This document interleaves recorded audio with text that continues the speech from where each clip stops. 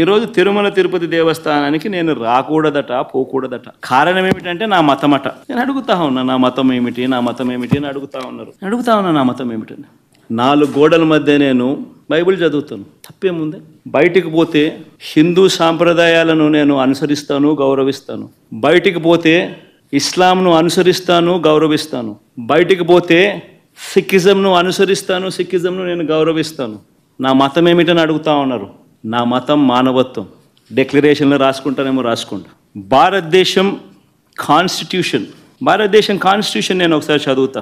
According to the preamble, India is a sovereign, socialist, secular, democratic republic.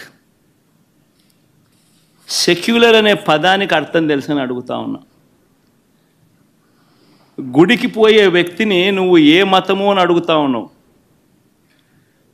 ఏ మతము అని చెప్పకపోతే గుడిలోకి ఎంటర్ కాకూడదు అని అంటా ఉన్నావు.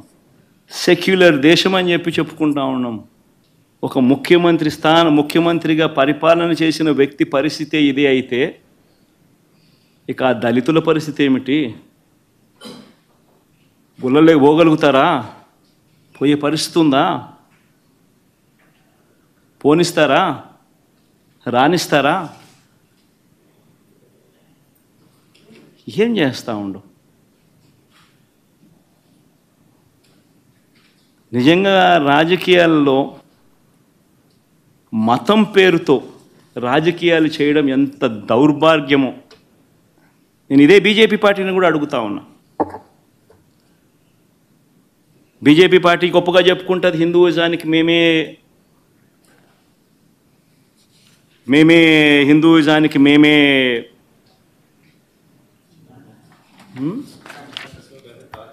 రిప్రజెంటేటివ్స్ను అని చెప్పుకుంటూ ఉంటారు బీజేపీ పార్టీ. నేను ఇదే బీజేపీ పార్టీని అడుగుతా ఉన్నా. మీ కళ్ళ ఎదుటే అయ్యా బీజేపీ పార్టీ, మిమ్మల్ని అడుగుతా ఉన్నా. ఈరోజు మీ కళ్ళ ఎదుటే మీ ఎన్డీఏ కూటమిలో భాగంగా ఉన్న వ్యక్తే తిరుపతిలో వెంకటేశ్వర స్వామి విశిష్టతను, తిరుపతి లడ్డు పేరు ప్రఖ్యాతలను, వెంకటేశ్వర స్వామి వైభవాన్ని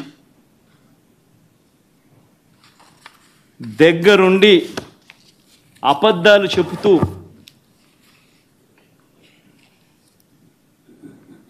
యానిమల్ ఫ్యాట్ వాడకపోయినా కూడా వాడినట్టుగా, లడ్డూలు తయారైనట్టుగా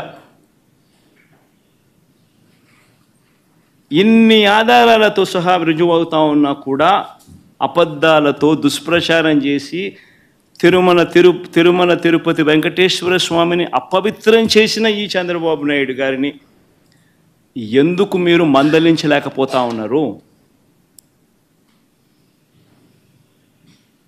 ఎందుకు మీరు వెనకేసుకొని వస్తూ ఉన్నారు? హిందూయిజంకు మీరే టార్చ్ బేరర్స్ అని చెప్పుకుంటారు. అంటే మీ వాళ్ళు ఏం చేసినా కానీ పర్వాలే, మిగిలిన వాళ్ళు ఏం చేసినా కూడా తప్పే. ఇదెక్కడ హిందూయిజం? ఆలోచన చేయమని అడుగుతా ఉన్న ఈ సోకాల్డ్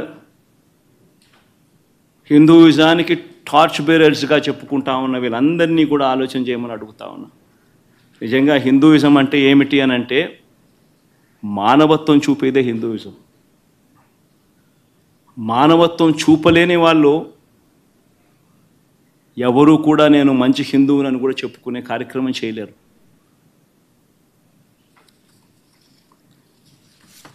నేను అడుగుతా ఉన్నా, ఇప్పుడు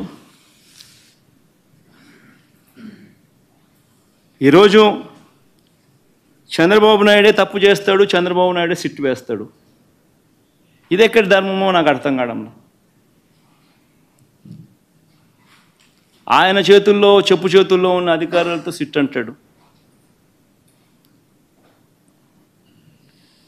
నేను చెప్పినటువన్నీ కూడా నీకు ఆధారాలతో సహా చూపించా. వాళ్ళ ఈఓ ఐఏఎస్ ఆఫీసర్ వాళ్ళ నియామకం చేసిన ఈవో అన్న మాటలు, జరిగిన వాస్తవాలు ఏమిటి అని చెప్పి కళ్ళకు కనిపించే విధంగా చెప్పడం జరిగింది. మరి ఇన్ని తప్పులు చేస్తూ ఉన్నా కూడా హిందూ ధర్మం మీద ఈ మాదిరిగా దుష్ప్రచారాలు చేస్తూ రాజకీయాల కోసం హిందూ ధర్మాన్ని వాడుకునే కుతంత్రాలు చేస్తూ ఈ మాదిరిగా రాజకీయాలు చేయడం కరెక్టేనా?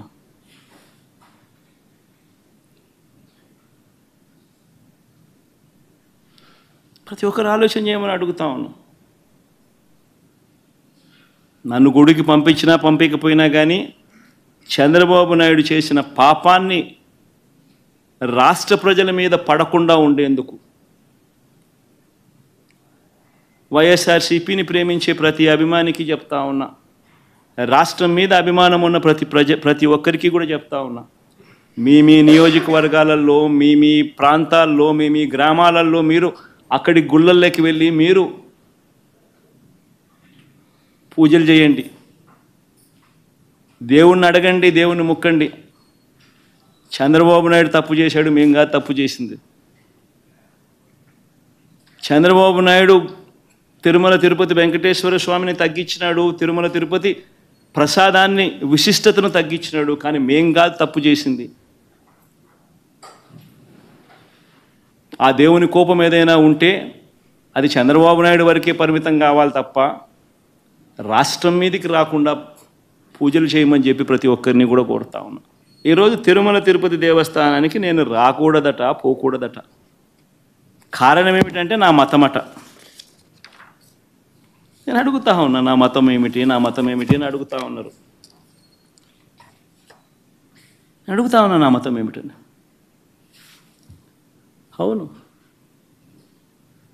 4 గోడల మధ్య నేను బైబిల్ చదువుతాను,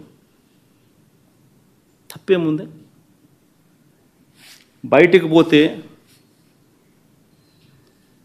హిందూ సాంప్రదాయాలను నేను అనుసరిస్తాను, గౌరవిస్తాను. బయటికి పోతే ఇస్లాంను అనుసరిస్తాను, గౌరవిస్తాను.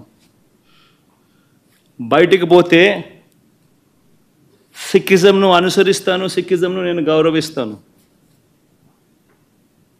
నా మతం ఏమిటని అడుగుతా ఉన్నారు. నా మతం మానవత్వం. డిక్లరేషన్లో రాసుకుంటానేమో రాసుకుంటా.